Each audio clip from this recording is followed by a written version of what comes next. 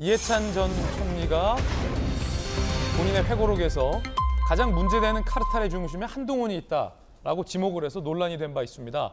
그러자 한동훈 장관은 카르텔은 당신들 아니냐라고 반박을 했습니다. 오늘도 거침없는 한동훈 장관, 그리고 오늘도 논란의 중심에 한동훈 장관이 있습니다. 먼저 어제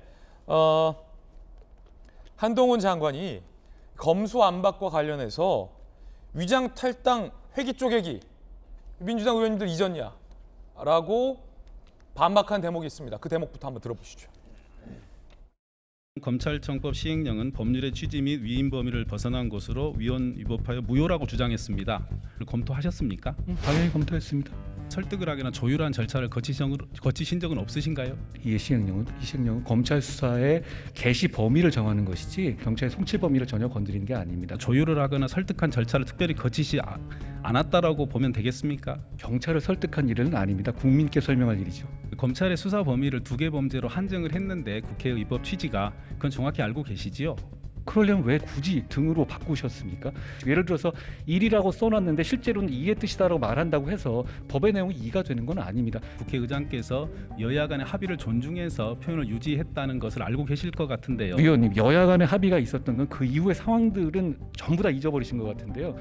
위장 탈당이라든가 회기 쪽에 같은 비정상적인 상황이 있었던 것은 다 잊으셨습니까?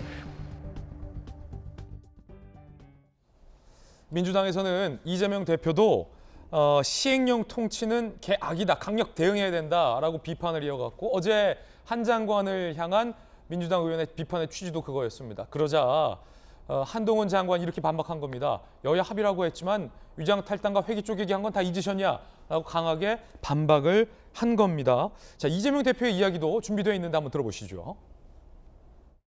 개악에 대해서는 철저하게 원칙적으로 대응해 주시면 좋겠다는 생각이 듭니다. 정부 여당에서 시행령 통치를 자꾸 시도하고 있는데 이 시행령 통치는 법치에 위배되는 영치주의로서 헌정 질서에 대한 심각한 위협이라는 생각이 듭니다. 우리가 또 강력하게 대응해서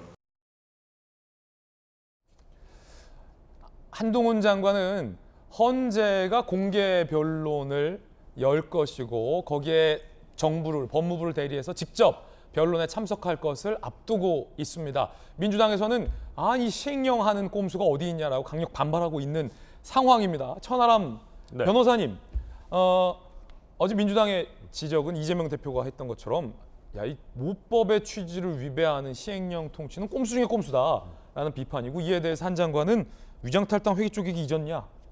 아마 헌재 공개 변론에서도 이 같은 논리들이 충돌할 걸로 보여요. 어떻습니까? 그러니까 물론 이제 우리가 법률이 시행령보다 더 위에 있고 원칙론적으로 법률의 취지를 따라가야 되는 것은 맞습니다.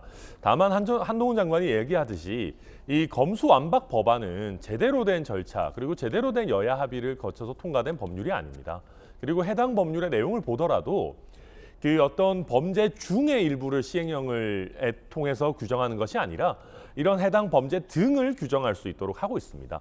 중과 등은 실제 법률을 규정함에 있어서 용례도 다르고 법률을 규정하는 사람이라면 등으로 한다면 이게 확장될 수 있다는 것을 이미 염두에 둔 것이거든요.